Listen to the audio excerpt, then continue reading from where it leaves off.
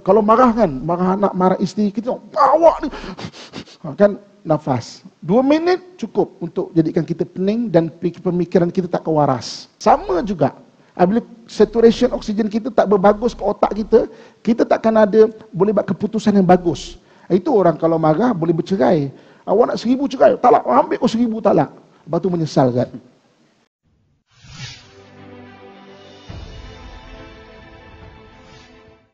Okay. Bismillahirrahmanirrahim. Assalamualaikum warahmatullahi wabarakatuh. Alhamdulillah wassalatu wassalamu ala Rasulillah wa ala alihi washabihi wa man tabi'ahu wa man nasaru wa walah. Dirahmati Allah, Ustaz Said selaku moderator, seterusnya kepada ahli jurutankuasa pimpinan Masjid Negeri, seterusnya kepada seluruh ibu-ibu, akak-akak, ayah-ayah, sahabat abang yang saya sayangi dan saya doakan dengan kebaikan sekalian. Pertama, syukur buat Allah Subhanahu wa taala, alhamdulillah kita diberi peluang untuk berada dalam bulan Ramadan ya. Dan yang paling untung lagi, kita diberi peluang untuk duduk dalam majlis ilmu. Dan sebab antara kelebihan majlis ilmu adalah man hadara majlis al-ilmi fi Ramadan. Siapa yang menghadiri majlis ilmu pada bulan Ramadan, maka Allah Subhanahu wa taala akan tuliskan pada setiap langkahnya ibadatus sanah, ibadah setahun yang diterima. Wa yakunu ma'i tahtal arash, dan dia akan bersama aku, kata Nabi SAW, di bawah arash Allah Subhanahu wa taala. Dan hadis yang dipetik dari kitab Duratul Nasihin.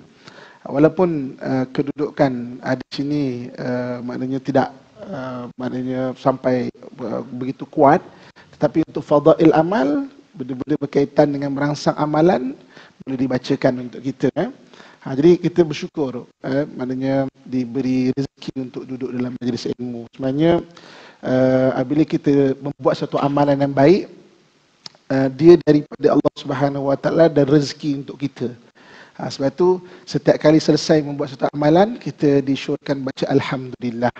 Kalau nak panjang lagi, alhamdulillahillazi bi ni'matihi tatimmus shalihat. Maknanya segala puji bagi Allah, dengan nikmatnya sempurnalah amalan kebaikan. Hari ini kita dapat duduk majlis ilmu kerana banyak nikmat yang Allah kurniakan kepada kita. Okey, sebagai mukadimah dia pada pagi yang berbahagia ni, okey, saya suka nak bicara mengenai kalau dalam halaqah Ramadan ni kita kenal diri kita. Jadi Allah Subhanahu wa taala jadikan kita manusia, dia ada 5 unsur. Jadi apabila saya tengok Ustaz Said tengok saya, ibu-ibu, akak-akak, ayah-ayah tengok kami semua, sebenarnya tuan-tuan, ibu-ibu, akak-akak melihat 5 kami. Kita ada 5 sebenarnya, 5 unsur. Laqad khalaqnal insana fi ahsani taqwim. Kami ciptakan manusia sebaik-baik susunan. Susunan tu apa? 5 benda, 5 susunan. Yang pertama, kita ada roh. Kita ada roh. Yang keduanya, kita ada jasad. Kita ada jasad. Yang ketiga, kita ada akal. Kita ada akal. Yang keempat, kita ada hati. Dan yang kelima, kita ada nafsu. Sekali lagi pertama roh, yang keduanya jasad, yang ketiganya akal, yang keempatnya adalah hati kita, dan yang kelima nafsu. Dan sempat tak catik itu? Yang pertama apa? Yang kedua? Yang ketiga? Yang keempat? Yang kelima? Yang keenam? Oi, laju juga. Sila. Okey, alhamdulillah. So jadi maknanya 5 unsur diri manusia tu. Jadi apabila kita bicara mengenai apa-apa pun, tarbiyah ke, ilmu ke, ataupun pendidikan ke, dalam Islam pendidikan tu dia akan tertumpu kepada kelima-lima ini. Kalau kita perasan baca Al-Quran, baca hadis, apa yang Ustaz sampaikan, apa para ulama kita atau para ilmuwan kita sampaikan, dia membawa kita untuk sihat kepada 5 benda ni. Sihat roh kita, sihat jasad kita, sihat akal kita, sihat hati kita, dan sihat nafsu kita. Kelima-lima ni kena sihat. Benda yang paling membimbangkan kita dan juga pakar-pakar perubatan dunia ketika pandemik ni adalah kesihatan mental. Banyak orang berlaku kesihatan mental. Dan kesihatan mental ni dia bukan semata-mata kita tengok bila sebut kesihatan mental, kita anggap orang gila, cakap tepi jalan, kan? Kesihatan mental ni kalau ikut DSM-5, Statistical Mental Disorder, DSM-5, versi yang kelima, ada kurang lebih 1,800 penyakit mental ni. 1,800 penyakit mental. Bila kita bicara mengenai penyakit mental, kita ada kesihatan mental, gangguan kesihatan mental, baru dia pergi pada penyakit mental. Kan? Kesihatan mental orang biasa, gangguan kesihatan mental tu sudah terganggu. Kan?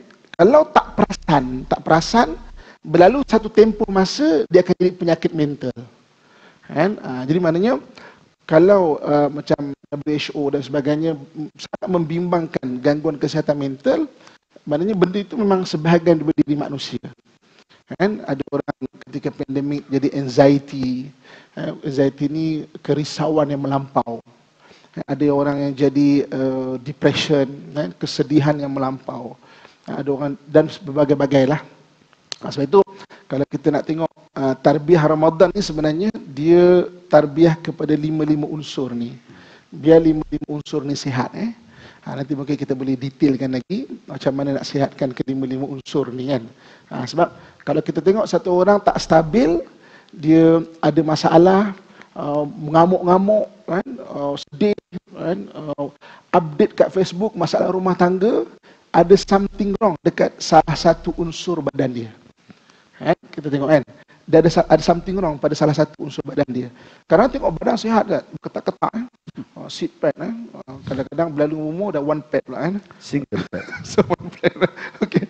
Tapi ada something wrong dekat salah satu unsur badan dia. Sebab tu jadi mukit-mukit, jadi marah-marah, jadi tak hormat mak ayah, jadi maksudnya update benda-benda status personal dekat Facebook, satu dunia tahu bergaduh laki bini, ada something wrong. Benda tak sihat. Walaupun fizikal dia nampak sihat. Kan? Ini kita kena ada awareness, kena ada kesedaran. Sebab kalau kita tak ada kesedaran, kita sakit, macam mana kita nak berubat? Dan kita tak sedar, kita tengah ada gangguan emosi, macam mana kita nak berubat? Contoh, kita tak hidup, kan? Kita pagi nak datang masjid, kita tak hidup kita, kan? Tak hidup. Apa pasal kereta ni tak hidup? Oh, tayar tak cukup angin. Maka kita pump tayar sampai meletup pun kereta tu takkan hidup. Sebab apa? Sebab dia punya penyakit kita tak ada awareness. Kenapa dia hidup? Kan? Diri kita kena ada awareness. Kena ada, sebab tu Allah sebut wa fi anfusikum afala tubsirun. Diri kamu kena perlu perhatikan. Ada sihat ke tak? Dan takrifan sihat, saya sebut tadi, sihat, roh kita kena sihat, jasad kita kena sihat, akal kena sihat, hati kena sihat, nafsu kena sihat. Wallahu a'lam sebagai mukadimah dia. Ustaz sebut tentang anxiety, depression tadi. Dia ada tak sampai membawa kesan kepada fizikal, penyakit fizikal? Ada kesan tak, Ustaz? Okey, Ustaz. Okey, benda-benda berkaitan dengan kesihatan mental antaranya anxiety. Anxiety ni kerisauan melampau. Okey, kadang-kadang bila orang ada kerisauan melampau, dia start mengganggu jasad dia. Dia bermula dengan hati ataupun mental dia. Okey, mental risau ataupun hati risau, dia mengganggu jasad. Kalau mengganggu jasad, boleh sampai panic attack. Panic attack ni orang sampai rasa tak boleh bernafas. Dia ada delusional belief. Dia ada satu kepercayaan yang delusi. Bumbung nak runtuh, dinding nak runtuh, nak empit dia. Kalau tidur mesti mati. Kan? Sampai akhirnya Ustaz, dia punya nafas tak berapa stabil. Tak smooth. Okey, tak stabil, Ustaz. Saya dalam dunia diving, benda bernafas sangat penting dalam dunia diving. Kalau orang panik, apa jadi kepada dia? Okey, kita ada dipanggil di sini, Ustaz, dia dipanggil dead air space. Dead air space ni satu ruang kosong pertukaran antara oksigen dan juga karbon dioksida, Ustaz. Kalau kita tak betul pernafasan, kita akan sedut balik karbon dioksida kita. Tak percaya, dalam 2 minit cuba kita buat bernafas dengan pendek-pendek. 2 minit kita rasa pening, kita tak nak muntah. Sebab apa? Kita punya kadar oksigen saturation kita tak drop. Kalau orang panik, orang anxiety, dia akan jadi macam tu. Dia start tak perasan. Kan? Jadi dia sedut balik carbon dioxide dari badan kita dan akan mengurangkan saturation oksigen. Maka sebab tu orang panic attack boleh jadi pengsan. Kan? Orang boleh jadi macam mabuk, boleh jadi nak muntah. Kan? Sebab itu kita kena ada awareness. Dan benda ni Zat, dia bukan cerita zaman moden kita. Satu ketika Nabi SAW masuk ke Masjid Nabawi. Masjid Nabawi itu rumah Nabi tepi itu saja. Dan Nabi bertemu dengan satu orang bernama Sayyidina Abu Umamah. Dan Nabi bertanya, wahai Abu Umamah, dalam waktu duha lah, dalam mungkin waktu macam ini, kenapa kau duduk kat masjid? Orang lain keluar kerja, kau duduk dengan keadaan murung. Apa kata Abu Umamah? Wahai Rasulullah, the sadness, kesedihan dan anxiety ini sangat-sangat maknanya mengganggu hidup aku. Maknanya benda anxiety, benda-benda kesihatan mental, benda-benda kesihatan emosi ini sebagai manusia sejak dulu lagi ada. Kan? Dan bagaimana Nabi SAW kemudian mengajarkan doa. Nanti kita akan kongsikan apa doa itu. Maknanya macam mana kita nak overcome kita punya kesihatan diri kita ni. Bila sebut kesihatan, saya lebih suka bicara 5 unsur kesihatan dalam diri kita ni. Allah Ustaz kata tadi anxiety, dia takut dinding nak pecah, bangunan nak runtuh. Yang paling ketara sekarang, COVID. Yeah. Dia takut jumpa orang ni. Ada orang sampai peringkat tu. Dia jumpa orang, dekat dengan orang, dia tak nak duduk dekat. Dia takut dengan orang. Yeah. Satu aspek, baiklah untuk kesihatan. Maknanya, precaution dia tu dengan kemungkinan jangkitan. Tapi macam mana kita nak kawal supaya pencegahan itu tak sampai kepada anxiety tadi. Okey. Batasan dia. Okey. Nanti mungkin kalau boleh lah kan, siapa-siapa ibu-ibu, kakak, ayah-ayah yang boleh nak kongsi apa tu anxiety. Sebab orang anxiety saja dia akan faham apa tu anxiety. Boleh tak siapa kita kongsi Zat? Ada siapa yang nak kongsi pendapatan tentang anxiety? Okey, dia tak ada salah betul benda ni perkongsian sangat bagus dan perkongsian begini. Jadi kita belajar something daripada real kejadian, real case yang kita boleh ambil. Boleh tak siapa-siapa? Ada mic tak? Boleh. Jangan malu, mungkin boleh kongsi apa tu anxiety. Boleh? Ada mic. Ada mic. Saya pernah Ustaz ni sambil kita cari mic tu. Saya pernah Ustaz satu orang, bila saya banyak buat perkongsian mengenai kesihatan mental, anxiety, bipolar, OCD dan sebagainya. Siapa nak share? Satu orang Ustaz dia kata, Ustaz, dia satu ahli panel dengan saya faham apa tu anxiety. Maknanya dia seorang Ustaz. Dan orang kadang-kadang simply kata, kau ni kurang iman lah. Tak. Dia kemanusiaan. Yeah. Islam tak nafi kemanusiaan. Jangan kita rasa malu kita ada benda tu. Okey, jadi maknanya dia kata, Ustaz, saya pernah nak bagi ceramah Ustaz, tiba-tiba macam pingsan, dia kena panic attack. Kan? Jadi dia kata ada satu orang angkat dia dan orang dalam ramai yang angkat dia cakap kat dia, Ustaz, saya faham apa yang Ustaz kena. Sebab rupanya orang yang angkat dia satu orang pun orang anxiety, yang pernah kena anxiety juga. Dia kata, Ustaz rasa macam nak mati kan? Beza depression dengan anxiety. Depression ni dia rasa nak arah mati. Biar aku mati. Dia nak ke arah mati. Itu depression boleh mati. Anxiety ni dia rasa dia nak mati. Apa nak mati? Dia rasa gitu. Mungkin ada perkongsian? Boleh tak? Mic dah ada. Boleh tak? Boleh kongsi. Bagi mic depan ni, bawah ni bang. Okey, apa tu anxiety? Real case yang boleh kita belajar bersama-sama. Assalamualaikum. Okey.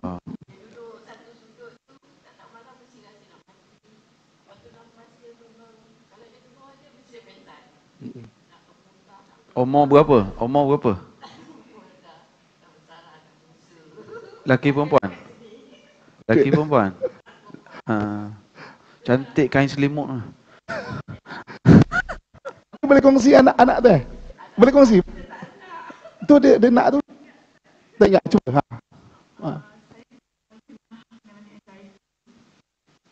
Dia start daripada bila banyak masalah bertimpa-timpa tau. So jadi macam kita jadi takut semua benda. Lepas tu lagi.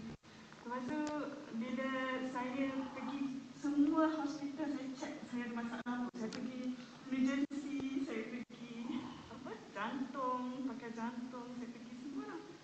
akan check dulu kita ni betul ke tak sakit.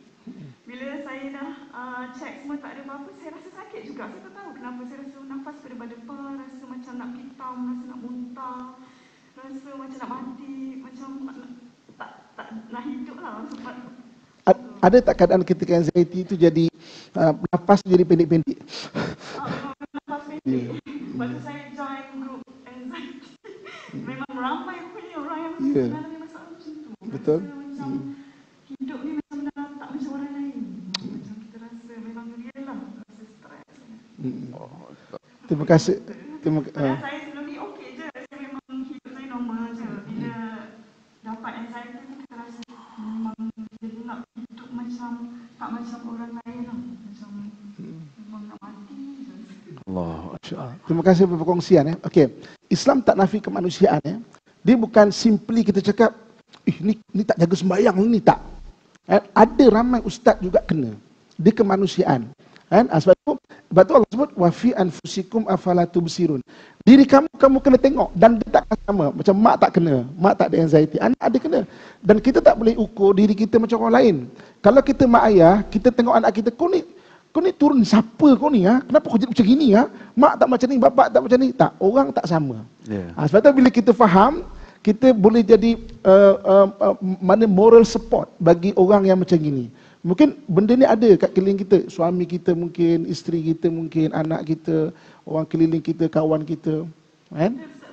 Saya rasa masa tu macam susah orang nak faham. Saya rasa macam saya sampai pergi jumpa pakar psikiatrik sebab saya nak macam semua orang tak faham lah. Rasa doktor tu memang faham, dia bagi saya ubat penenang, tapi saya tak makan lah. Saya pergi majlis ilmu semua tapi still juga kita rasa macam tu. Maksudnya kalau kita dekat dengan Allah pun still juga tak boleh nafikan kita rasa macam tu. Troubleshoot dia macam mana Ustaz? Okey, pertama sekali kena ada kesedaran tu. Saya bagi analogi macam kereta tadi kan. Kalau kita tak tahu mana punca dia, maka kita takkan dapat satu jalan penyelesaian yang betul lah. Contoh macam kereta tak hidup. Kita kata tak hidup ni sebab tayar tak cukup angin ni kan. Kita pam angin sampai meletup pun dia takkan hidup kereta tu. Oh, rupanya pelak mungkin dan sebagainya. Okey. Bila sebut mengenai anxiety ada dua benda Ustaz. Okey. Satu, dia datang dengan inborn. Ada orang yang inborn, lahir-lahir memang ada benda tu. Cuma mungkin berlalu umur baru trigger dia. Okey. Ada yang environmental. Environmental ni sebab keliling dia jadi anxiety. Okey. Kalau orang anxiety sebab environmental, sebab keliling dia mudah untuk diubat. Kita bagi motivasi senang. Tapi kalau inborn, benda tu ada dekat dia, memang makan masa.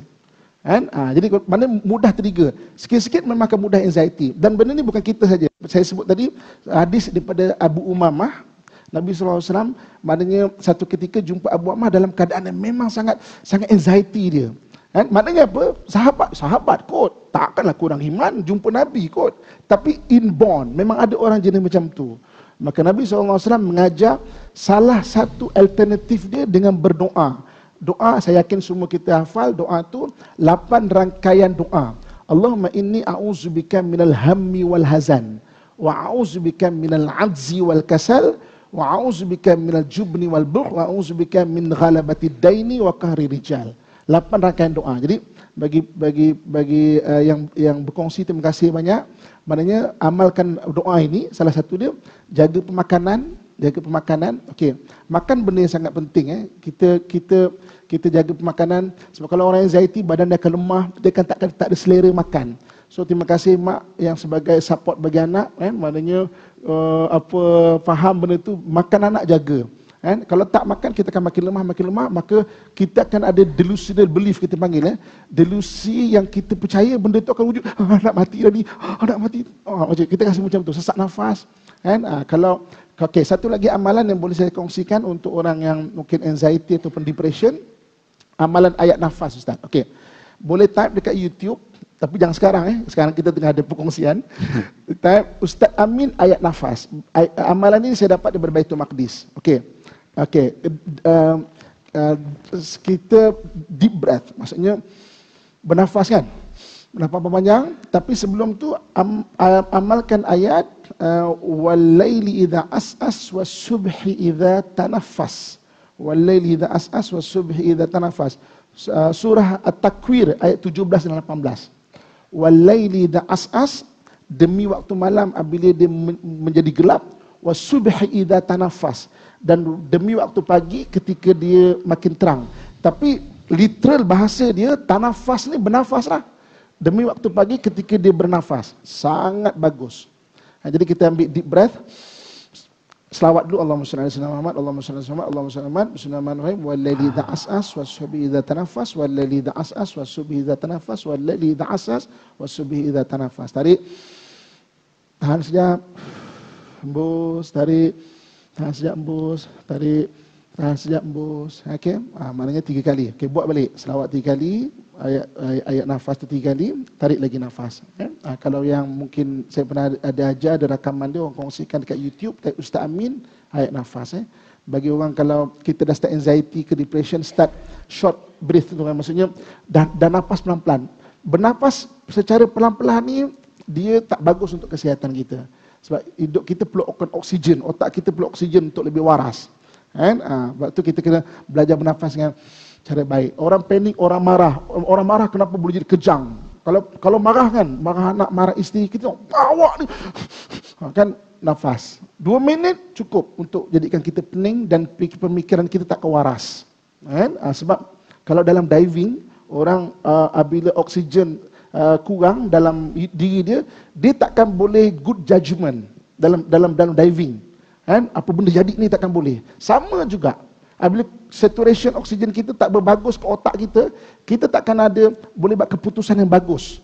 Itu orang kalau marah boleh bercerai. Awak nak 1000 cerai, talak, ambil kau 1000 talak. Lepas tu menyesal kan. Sebab waktu tu memang tak good judgement, otak kita kurang oksigen. Lepas tu Nabi ajar, apabila marah duduk, ambil uduk, biar kita tenang, bernafas balik. Bernafas balik. Ayat nafas ni saya dapat 2012 daripada 2013 daripada Fasin, banyak sangat membantu orang dalam bernafas sambil-sambil kita berzikir, kan? Untuk terutamanya yang orang diuji dengan anxiety, depression, bipolar, OCD lagi lah kadang kan dalam COVID ni kan, maknanya dia ada pengulangan. Basuh tangan. Tiup pula lagi kan.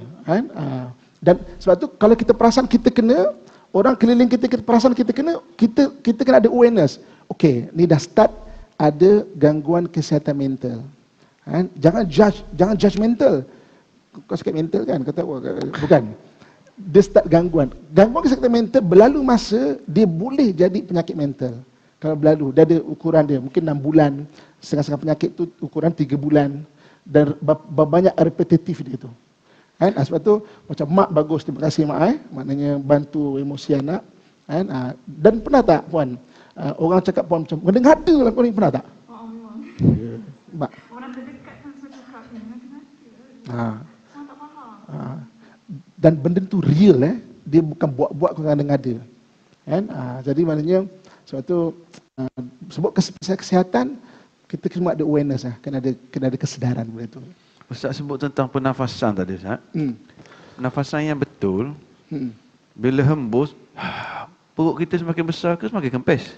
Okey, tengok baby. Naturally baby bernafas macam mana?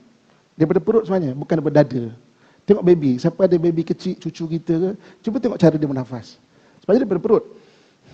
Tapi sebab kita dah bila dewasa, kita bernafas tu ke dada. Dada kan? Tapi nak balikkan balik memang susahlah ceritanya, sebab dia perlukan, maksudnya jadikan tabiat kan. Tapi kalau dalam secara sedar bernafas memang sampai penuh perut macam tu. Bagi cukup kita bernafas. Kalau kita boleh buat bernafas yang maknanya yang deep breath tu, cuba sebelum tidur buatlah. Dalam 20 kali ke, kita akan sleep like a baby, Ustaz. Betul. Sebab apa? Sebab otak cukup oksigen, badan cukup oksigen. Ramai yang amal contoh masa dengar kuliah Ustaz. Dengar tu betul. Sebab dekat kuliah dia tendang Ustaz. Dia ada ada bunyi lagi Ustaz. Allahu Akbar. Terima kasih kepada puan yang berkongsi. Ada tak lagi siapa nak kongsi? Okey, mungkin kakak belakang. Doa yang boleh. Ustaz share tadi tu dalam mak surat pun ada. Yang Abu Umamah tadi kan? Abu Umamah. Okey, bagus Ustaz. Lagi banyak perkongsian kita. Ustaz, sebenarnya lagi bagus. Jadi kita tak banyak cakap, taklah penat bulan Ramadan Ustaz. Penganjur air. Kalau tak Zat, 2 jam Zat, buka mulut keluar api Zat. Okey, sini Man. Assalamualaikum Ustaz. Assalamualaikum. Kak Ida ni. Okey. Saya dan Dr. Zid sakit yang sama lah, saya anxiety. Saya punya tahap ada teruk. Saya sampai kata dia pun sampai sekretari sampai sekarang. Daripada 2012 Yayasan Restu saya kena tu sampai sekarang. Jadi saya sekarang ni macam tak diterima dengan macam masyarakat, macam adik-beradik saya tak boleh sokongan. Saya kakak saya nangis. Dia macam orang macam cuci kita. Kadang-kadang kita macam sedih. Kita tak boleh macam orang kata saya tak beriman. Kurang apa? Seorang yang sensitif sangat, tapi saya rasa macam dunia saya macam bila malam saya mimpi dengan gangguan dengan ular. Allah. Kadang-kadang rasa macam ular tu dia makan mata saya. Mimpi orang mati. Tapi doktor saya kata saya pengidap panic attack anxiety disorder. Sebab apa ni? Balik kadang macam seolah mengasingkan diri dan macam sedikit dah marah, macam sensitif sangat. Karena sekarang saya kalau bawa kereta nak pergi kelas pun saya rasa kereta tu macam berjalan sendiri. Saya rasa macam setiap malam tu memang ada tidur 2-3 jam. Saya tidur, lepas isyak saya tidur. Tiap pagi saya dah bangun. Kadang ada benda-benda macam berjalan-jalan di dalam rumah. Saya pergi jumpa ustaz, kata benda ni berapa. Kalau jumpa sekretari kata, saya panic attack dan saya anxiety disorder. Dia hotel bagi saya makan ubat, tapi saya tak makan ubat. Tapi kita tak macam mengganggu kesihatan saya tak nak bercampur dengan orang. Sebab saya rasa macam kawan-kawan pun saya macam tak percaya sebab bila saya cerita dengan kawan-kawan, orang kata, tak kuat iman lah, kau kena kuatlah zikir. Tapi saya buat semua tu. Tapi saya tak nak cakap kepada siapa, hanya kepada Allah. Orang-orang tak percaya, macam tak percaya apa yang saya dah. Tapi dengan kuasa Allah tu, beberapa orang mengata saya tu Ustaz, terkena Ustaz, anak dia dan dia sendiri pun kena. Saya jumpa sekretari di Dr. Hatim di Mawisina. Kalau Ustaz tengok kat situ ramai orang tua, doktor ke, ni kawan saya, doktor ke, siapa-siapa saja budak kecil, semua kena. Tapi rawatan Islam saya pun berubat di Darul Syifa. Dia kata berkaitan kalau doktor saya kata saya ialah anxiety disorder. Kalau perubatan Islam kata saya adalah macam kena sihir. Sebab saya mimpi kalau orang mati budak, ular berdarah-darah orang hantar kat saya. Baru-baru saya mimpi sebelum Ramadan, saya mimpi ada seorang perempuan dan seorang lelaki hantar saya dengan satu keranda dengan penutup dia. Dia kata, ni keranda siapa? Ni penutup keranda siapa? Saya kata, saya tak tahu. Dia tangkap saya, dia masukkan saya dalam keranda. Hampir setiap malam saya mimpi orang yang dah meninggal. Berlangsung sampai sekarang. Itu dia yang sekarang yang saya rasa banyak lagi tak. Kalau saya cerita, saya akan menangis. Sebab saya tak boleh nak mengadu kat siapa. Kita kongsi cerita lah keadaan diri saya sekarang ni. Okey, terima kasih Kak yang berkongsi ya. Terima kasih banyak. Ini real case yang boleh kita belajar sama. Okey. Pertama sekali, saya suka nak kongsikan kalau kita ada masalah, naturally tindak balas manusia, kita mencari sesuatu untuk dipersalahkan. Itu manusia. Ada satu masalah, kita akan mencari sesuatu untuk dipersalahkan. Paling mudah nak salahkan apa Ustaz? Jin Ustaz, jin. Sihir ni sihir. Sihir. Paling mudah.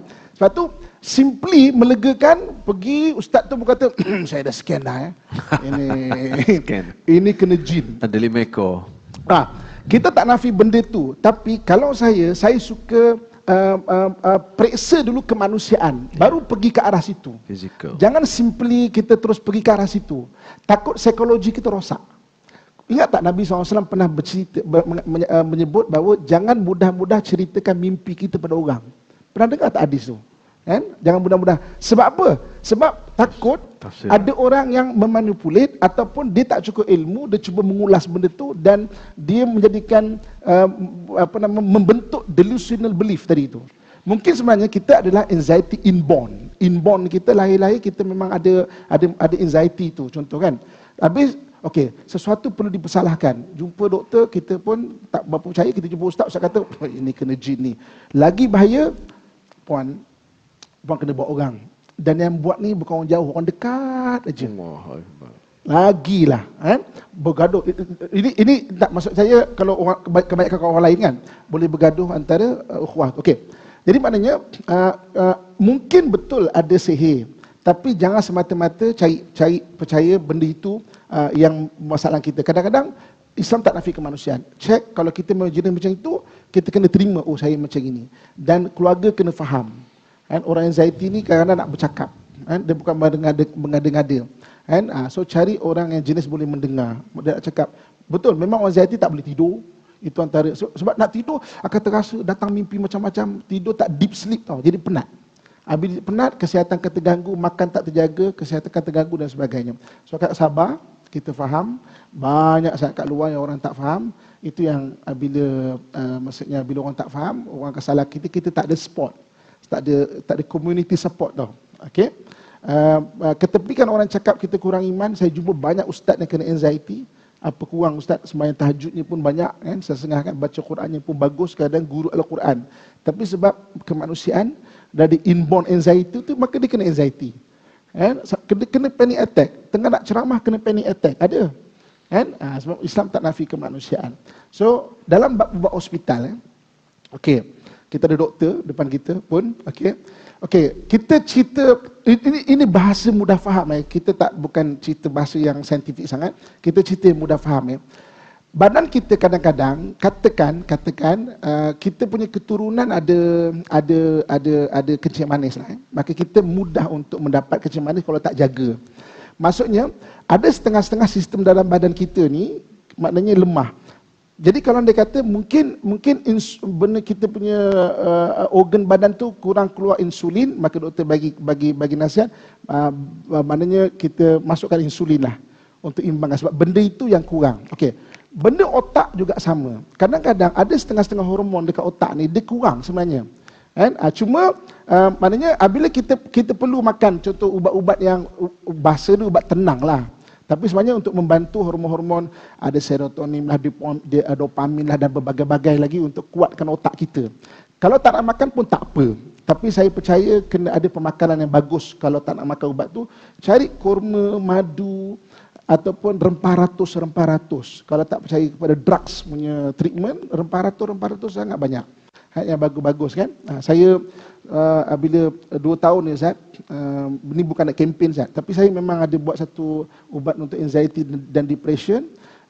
Maknanya sama-sama dengan beberapa pakar-pakar herba yang alternatif kepada pil, kepada drugs ni, dan dapat KKM Ustaz, Kementerian Kesihatan kan, banyak juga membantu alhamdulillah. Kalau mungkin nak cari alternatif pemakanan bagus boleh cuba, ataupun kalau tak jaga pemakanan.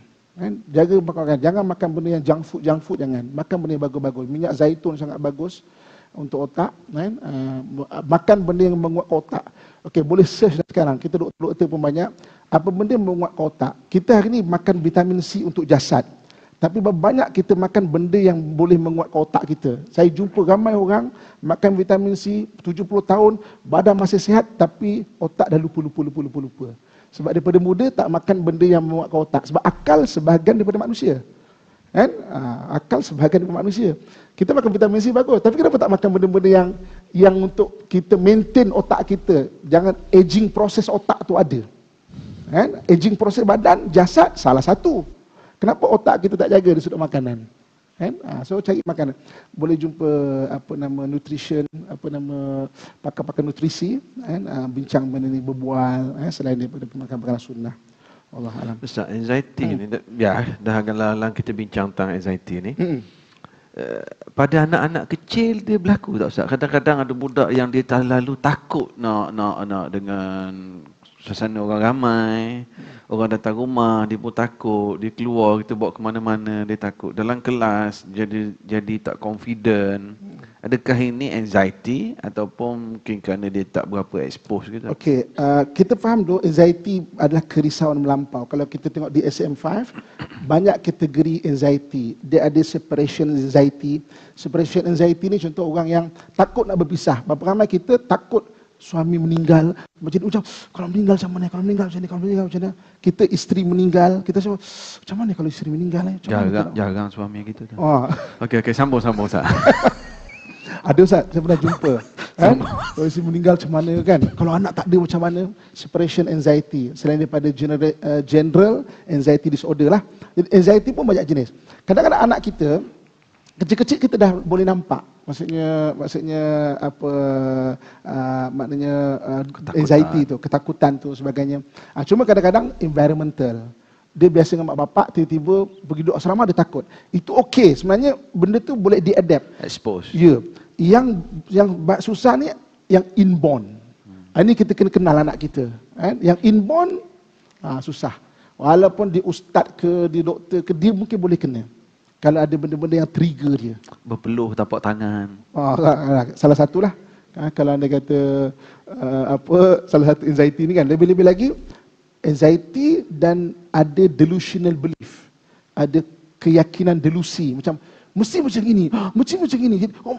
Delusional syarah sikit ke Ustaz? Delusional belief ni, kita ada satu kepercayaan yang benda tu tak betul. Tapi kita keluarkan benda tu dan kita cuba percaya benda tu. Predict. Maknanya prediction kita tu, maknanya delusi kita tu kita cuba percaya. Contoh katakan habislah, ini kalau runtuh ni macam mana ni kan. Ada orang yang takut sebab sempit tau. Dia akan tengok atas, orang dengan kuliah Ustaz, dia akan tengok atas. Ni kalau lampu ni kalau jatuh Ustaz, macam mana Ustaz? Sempat kita mengelak ni kan. Dia ada delusi. Yang macam ni confirm tak tidur ni waktu kuliah ni. Ya Ustaz. Kalau confirm kuliah tak tidur Ustaz. Dia tidur sebab dia rasa selamat Ustaz. Ini selamat, jauh daripada isteri, selamat dengan bebek. Okey. Jadi maksudnya, ibu kakak, benda-benda macam ini dia dah banyak dikongsikan di YouTube ke, dekat boleh baca untuk knowledge review kita. Biar kita ada awareness, kita ada kesedaran.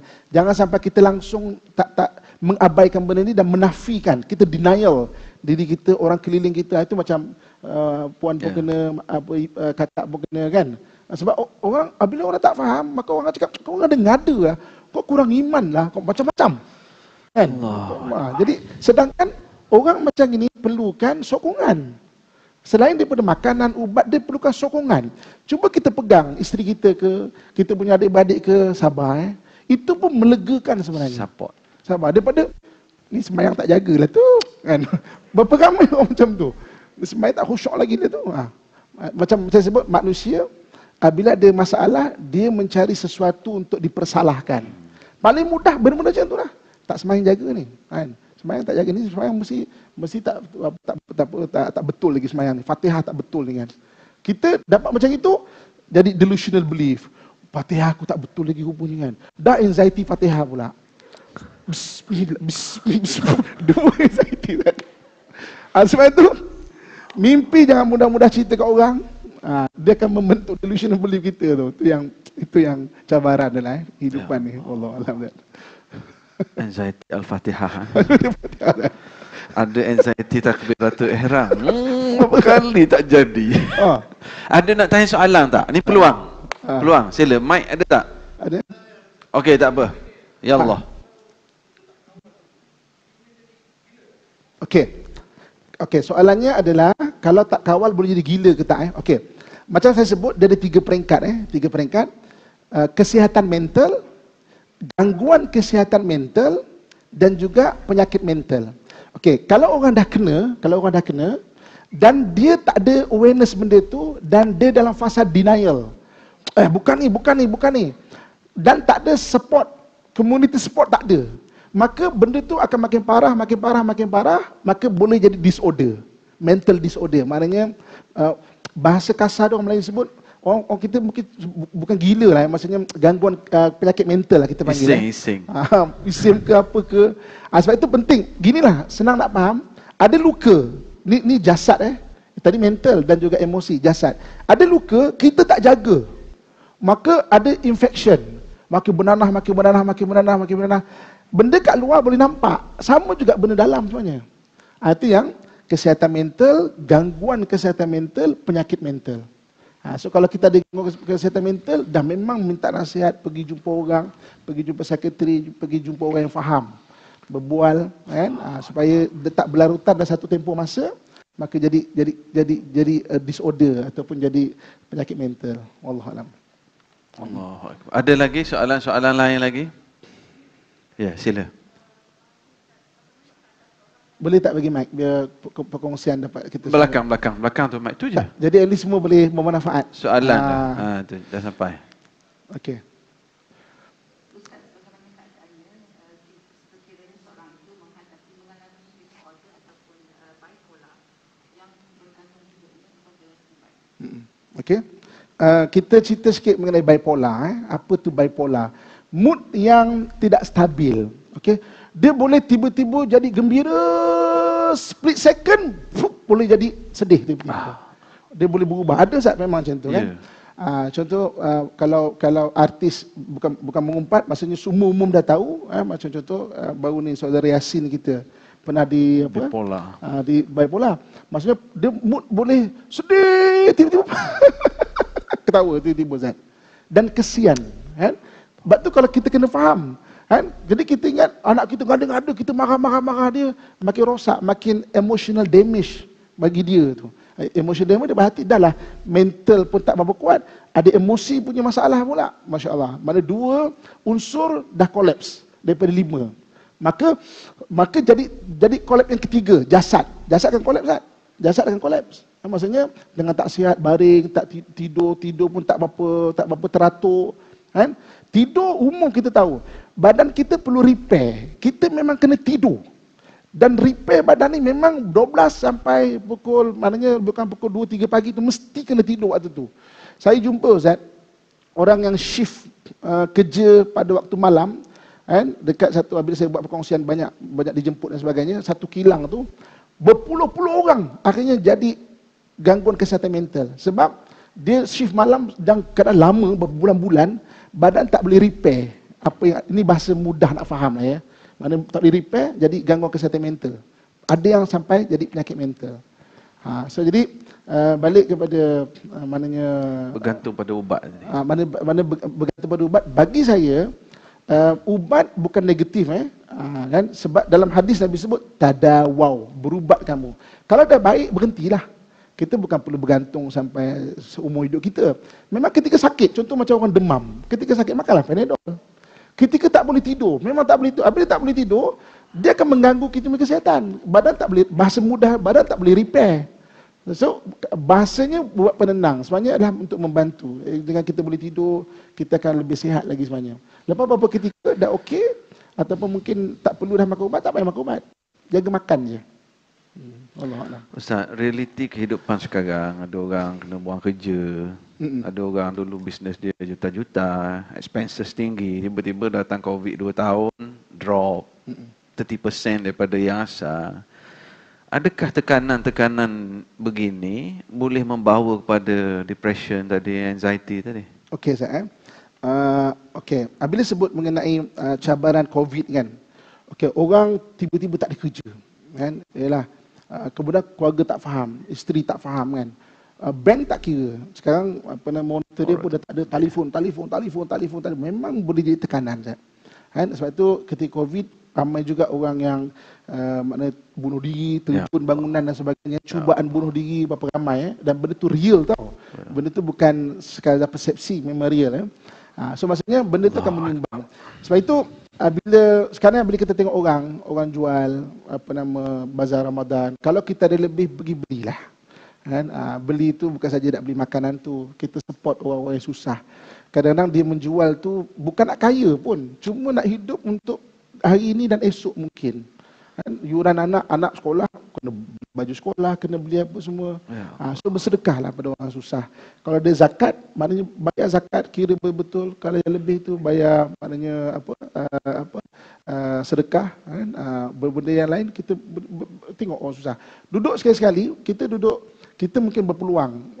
Maknanya contoh duduk dekat kuliah macam ini. Sebab apa? Benda-benda asas kita selesai, rumah selesai, kereta selesai, makan selesai. Sekarang ni ada orang di luar sana tengah menyiapkan kuih untuk dijual pada petang ini. Ya Allah. Sebab tu dia tak berpeluang untuk ada berkuliah dengan kita. Kan? Tiba-tiba petang semalam hujan Zat dekat Shah Alam. Kan? Saya tengok dekat perkongsian dekat WhatsApp group, ada orang yang jual air jagung tumpah. Kan? Sebab hujan semalam kan? Ya Allah. Orang tak beli kan? Sebab itu benda kemanusiaan yang kita kena tengok, kesian orang. Dan orang tu tekanan, tiba-tiba dia jadi marah. Mungkin dia tengah ada gangguan kesihatan mental yang memang keluarga dia bermasalah, dia nak bayar itu, bayar ini, jadi dia berjual. Kan? Majlis bandaran kadang-kadang yang agak strict pula, angkut. Jadi kadang-kadang kemanusiaan tu memang keadaan tengah susah. Cuba perhati kan, perhatikan rumah-rumah kebajikan, cuba datang kan, dan sebagainya lah. Allah alam. Ustaz sebut tentang bazar Ramadan. Saya anak yang 6 tahun, 9 tahun, dia orang baru berlatih puasa. Jadi petang semalam pukul 5.30, pukul 6 lapar dah, kita bawa berjalan keluar. Nak hilang lapar tu lah. Masalah pula jalan jam dekat orang jual air sedap-sedap. Abi, dahaga. Buat apa berhenti kat sini? Emotional Itu damage. Kita nak bawa jalan, elakkan lapar ke menjat situ pula. Ya betul lah. Ada soalan? Ya. Mungkin boleh bagi mic, jadi semua orang boleh kongsi soalan. Belakang sikit ni Kau je. tak- Atas tu je sikit. Atas tu je sikit. Okey, terima kasih yang berkongsi. Allah Rabbi. Waalaikumsalam. Macam mana, apa nasihat Ustaz pada orang-orang yang keliling, orang yang Yes. macam mana mereka nak Handle. apa nasihat yang kita boleh nak bagi kalau dia meluahkan masalah yang dia ada kan. Jadi kita nak nasihat macam mana selain daripada dengar keluhan dia. Jadi kita sebagai keluarga ni, apa kita nak nasihat pada anak kita selain daripada berdoalah, teruskan solat, doa. Dia cakap doa tak berhenti-henti, solat pun dia dah macam dia buat kan. Jadi apa lagi yang Support. nak bagi tahu anak-anak sabar, teruskan hidup, jangan berhenti kerja. Sebab tekanan yang dia hadapi dekat kerja tu betul-betul dia tak boleh nak hadapi sampai dia ready nak give up. Resign. Okey. Penggunaan Okey. Terima kasih kepada Kak yang berkongsikan. Okey, pertama menjaga orang sakit. Katakan hari ini kita ada saudara mara yang accident, okey, kemudian mungkin sakit jantung ataupun mungkin terbaring stroke. Komitmen masa memang kena banyak. So cabaran dia kalau kita semua sibuk. Okey, kita nak duduk dengan maknanya jaga macam orang sakit zahir lah. Jadi orang sakit bahagian mental dan juga emosi sama juga. Komitmen masa memang kita kena peruntukkan. Kita kena faham, okey, aku memang dah ada anak, ini penting bagi dia. Aku mungkin bila masa boleh dah tak ada, ini panjang lagi masa dia. Memang kena peruntukkan. Kalau kita tak ada mind setting macam tu, kita lepas setengah jam, lepas 1 jam, kita akan marah lagi. Tak habis ke? Kan? Kita akan marah benda tu kan. So kena sabar, jaga tu. Okey. Okey, apa tindakan? Okey, sembahyang dah, doa dah. Akhirnya takut apa tau? Takut rosak psikologi dia. Doa, tapi tak baik-baik. Takut akhirnya dia menyalahkan Tuhan. So bagi saya, dia punya fisiologi dia, zahir, jasad kena jaga juga. So saya kata, makan kena jaga. Malam pastikan dia boleh tidur. Kan? Duduk dengan dia tak apa, tidur. Mak tunggu sini sekejap, tidur. Bagi dia tidur. Biar badan dia repair diri dia sendiri. Kan? Selain daripada kita maknanya usahakan secara Islam, bacakan ayat selawat dan sebagainya, usap kepala, berlumur kat kepala dia dan sebagainya, biar keberkatan selawat membantu dia. Tapi memang maknanya pastikan dia tidur, invest sikit pada makanan. Kalau makanan biasa, kita biasa nasi lemak sebagainya, apa benda-benda berkaitan dengan minyak bagus, minyak batu sauda, minyak minyak zaitun contohnya, kan?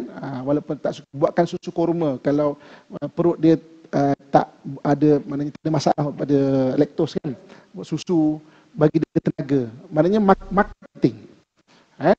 Belikan buah, invest sikit lah, sebab kalau dia sakit 6 bulan, fungsi sosial dia lagi terganggu, kerja tak perform, kan, fungsi sosial. Jadi okey, dalam sebulan ni memang kita jaga makan, invest sikit, beli buah ke apa, jaga makan dia, kan. Selain doa-doa, benda-benda fizikal, makan memang kena jaga. Allahu a'lam. Saya tertarik bila Ustaz kata kalau kita jaga orang yang cedera, aksiden, kita kena spend masa. Ya. Maknanya yang ada masalah anxiety, depression, kita pun kena spend masa. Ya. Sebab jaga orang sakit lah kan. Kita nampak sakit ni cuma jasad dah. Banyak kita ingat manusia ni hanya unsur jasad semata-mata. Sedangkan manusia tu 5 unsur tadi kan. Jasad, roh, akal, nafsu dan juga hati. Jadi Tapi, semua Ustaz, benda ni boleh sakit. jaga tu, adakah kita follow je, belai je dengan perasaan dia tu, ataupun kita boleh bagi tahu yang sebenarnya ataupun yang sepatutnya, sebaliknya, ataupun kita ikut je jiwa Okay. Biarkan dia bercerita, tengok apa delusional belief dia. Apa kepercayaan yang dia, kepercayaan delusi yang dia percaya. Benda tu kena stop, kena ingatkan. Ya. Kalau kau tak, dia akan melayan kepercayaan dia, dia akan rasa ada delusional belief tu lah. Ada akan rasa macam, oh dia nak mati dah ni, nak mati. Tak, okey, dah macam tadi kan, dah cek doktor, dah cek apa semua okey, maknanya sudut fizikal okey. Okey. Tak apa, ambil masa, bagi makan, jaga makan, insya-Allah. Maknanya apa yang delusional belief dia tu kena jangan dilayankan benda tu lah. Kena stop kan. Tapi dengan cara berhikmah kan, kena, kalau tak dia akan menerawang dengan dia punya delusional belief tu. Okey, Allahu a'lam. Subhanallah, banyak perkongsian daripada Ustaz. Ada satu lagi kalau boleh, soalan terakhir pagi ni.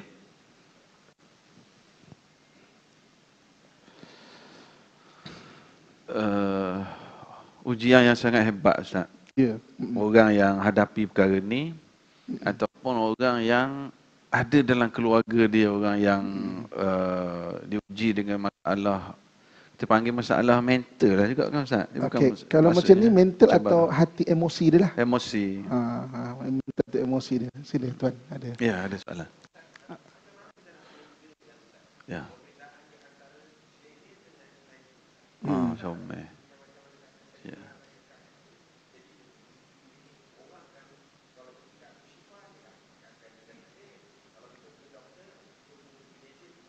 Yes. Okey Kita cerita dulu pengamal perubatan Islam lah ya. Pengamal perubatan Islam ya. Okey. Orang yang pengamal perubatan Islam, dia nak jadi pengamal perubatan Islam bukan semata-mata dia belajar. Maksudnya dia kena amal, kena praktis. Macam contoh dalam dunia doktor, dia belajar doktor pun dia kena housemanship, dia kena praktis benda tu. Sama juga Jadi pengamal perubatan Islam kadang-kadang dia belajar baca ayat ni, baca ini, tapi dia tak mengamalkan. Dia tak ada gerak hati yang betul. Dia panggil firasat. Itu yang orang datang semua jin. Dan orang macam ni kadang-kadang kita try test. Datang satu orang tu, saya memang mimpi lah, dia post scan. Jin ni, maknanya dia bukan orang yang ada firasat, kita panggil. Tak semua orang dia adalah pengamal perubatan Islam. Tak semua orang kalau nak tahu senang dia ahli beramal, kita boleh tahu. Pukul 3 dah bangun, memang solat tahajud, beramal. Dia kena ada zikir-zikir yang dia baca secara konsisten. Yang orang biasa kan tak mampu. Contoh katakan bagi dia nak mengamal perubatan Islam, dia kena baca satu hari Qul Huwallahu Ahad 1000 kali contohnya. Dan tentu dia kena bangun pukul 3 pagi untuk menghabiskan bilangan 1000 itu. Tapi kalau dia pun maknanya tak beramal, maknanya dia tahu membaca tapi firasat tu tak ada kat dia.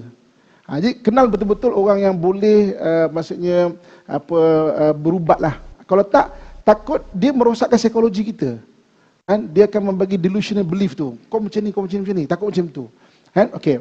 Jadi sebab tu kalau saya lebih suka ada masalah, cek kemanusiaan dulu. Yes. Barulah ke arah situ. Yeah. Cek kemanusiaan dulu. Kalau kita ke arah situ dulu, takut kita punya psikologi rosak. Kan? Maksudnya cek manusia memang okey, semua dah okey betul. Maknanya sudut jasad okey, pergi cek yang apa nama kesihatan mental kita atau kesihatan emosi kita. Maknanya okey. Jadi doktor akan bagi pandangan, doktor psikiatri bagi pandangan. Maknanya ambil pandangan tu sebagai salah satu maknanya salah satu pandangan. Barulah pergi tempat-tempat lain. Yeah. Kan? Kalau tak nanti apa takut psikologi kita rosak, kita pun tak baik nanti. Macam tadi dah start kereta tak hidup, kita salahkan tayar yang tak cukup angin. Jadi kita takkan dapat hidupkan kereta tu kalau semata-mata urus tayar tu untuk setahun pun. Kan? Tapi ni plug dia rupanya tak hidup, ataupun mungkin dia tata dia, barulah betul dia punya ubat. Okey, wallahu alam. Inilah yang dipesan oleh almarhum. Saya dengar sendirilah almarhum Tuanku Haruddin. Ya. Bila orang nak pergi rawatan dengan dia, cerita, dah pergi hospital belum? Mana dia akan tanya, dah jumpa doktor belum? Dah cek klinik belum? Dah Tuan Guru, dah. Semua doktor kata tak ada apa. Barulah dia ikhtiar cara yang ni. Alhamdulillah. Allahu Akbar, banyak sangat yang kita dapat. Saya pun hari ni alhamdulillah dapat banyak juga ilmu baru. InsyaAllah esok kita dimaklumkan tetamu kita besok Profesor Madya Dr. Muhammad Izhar Arif. Esok Dr. Izhar, insyaAllah sama timing kita pukul 9 sampai pukul 10. Tajuk besok, keajaiban memberi. Subhanallah. Semoga kita boleh contohi Rasulullah lah dalam bulan Ramadan ni. Jadi di hujung ni saya nak minta Ustaz Al-Fadhil Ustaz buat sedikit kesimpulan akhir lah sebelum kita berakhir, insya-Allah. Okey, terima kasih kepada Ustaz Said selaku moderator pada hari ini. Terima kasih kepada ibu-ibu, akak-akak, abang-abang, ayah-ayah yang perkongsian dan bertanya. Jadi maknanya bila ada perkongsian kita akan lebih faham. Memang ada maksudnya wujud macam ini dan sebagainya. Okey. So kesimpulan pada hari ini saya suka maknanya ulangkan balik bila kita sebut manusia, Allah sebut laqad khalaqnal insana fi ahsani taqwim. Kami menjadikan manusia sebaik-baik susunan. Apa susunan apa? So kita ada jasad, kita ada roh jasad, kita ada akal, kita ada hati dan kita ada nafsu. Ini susunan diri manusia. Sebab tu dalam ayat seterusnya Allah sebut laqad khalaqnal insana fi ahsani taqwim thumma radadnahu asfala safilin. Dia boleh diletakkan ke serendah-rendah kejadian. Kalau perbahasan semata-mata kita ambil roh, iaitu mengenal Allah, mana orang tu ahli maksiat lah ataupun nafsu dia tak sihat. Sama juga kalau dia kata orang yang maksudnya jasad ke akal ke atau hati tak sihat, dia takkan boleh berfungsi sosial dengan baik. Kan? Patutnya dia boleh bekerja, boleh fungsi sosial tu ada, tapi dia tak boleh fungsi sosial, duduk rumah, tak boleh tidur, dia jadi murung, jadi anxiety, jadi depression, jadi bipolar, jadi OCD dan sebagainya. Hati kena faham. Summa radadna wa asfala safilin. Seterusnya apa? Illal ladzi amanu wa amilus solihat wa tawasaw bil haq wa tawasaw bis sabr falahum ajrun ghairu. Maknanya orang-orang yang maknanya beriman ada belief system yang kuat. Belief system kuat adalah untuk roh kita. Kita percaya kepada Allah Subhanahu Wa Taala, ada belief system yang kuat. Amanu beriman, belief system yang kuat dan juga positif. Amal soleh ni benda-benda positif. Bahasa moden dia. Sebab kita kadang-kadang dah terlalu biasa dengan amal soleh tu sampai tak ada rasa kita kena amal soleh. Apa amal soleh? Macam benda tu berlalu macam itu je. Tapi benda positif. Sebab tu benda positif tak semestinya spesifik. Puasa benda positif, baca Quran benda positif, bersedekah benda positif, menolong orang jalan benda, senyum benda positif, kan? Bercakap benda baik benda positif. Amal soleh tu. Jadi amal soleh ni benda-benda positif dan berpesan-pesan ke arah kebenaran, berpesan-pesan ke arah kebaikan. Maknanya kita kena bercakap, berbual, berpesan-pesan selalu. Baru kita jadi sebaik-baik kejadian. So Terima kasih kepada yang menganjur, terima kasih kepada Ustaz, terima kasih kepada yang berkongsi, terima kasih kepada ibu, akak-akak, ayah-ayah, semua yang sudi mendengar perkongsian kita pada pagi yang berbahagia ini. InsyaAllah panjang umur, murah rezeki, salam hormat daripada saya, selamat berpuasa, dan kalau maknanya tak jumpa, selamat terus inilah, selamat hari raya terus lah. Tak jumpa kuliah. Yelah Ustaz, Selamat hari raya terus. betul Ustaz, pejam celik, tinggal 27 hari lagi nak raya. Alhamdulillah, terima kasih banyak Fadil Ustaz Muhammad Abdullah kita. Terima kasih pada semua yang hadir. InsyaAllah kita moga-moga kita boleh set jadual kita sepanjang Ramadan ini. Boleh ajak dan beritahu lagi pada sahabat-sahabat kita untuk kita mengimarahkan program kita. Yang menonton secara live di Facebook juga. Tolong share, moga-moga kita menjadi ejen dalam menyebarkan majlis ilmu. Jadi sekadar ini untuk pagi ini, insya-Allah jumpa lagi besok di sini. Assalamualaikum warahmatullahi wabarakatuh. Waalaikumsalam warahmatullahi wabarakatuh.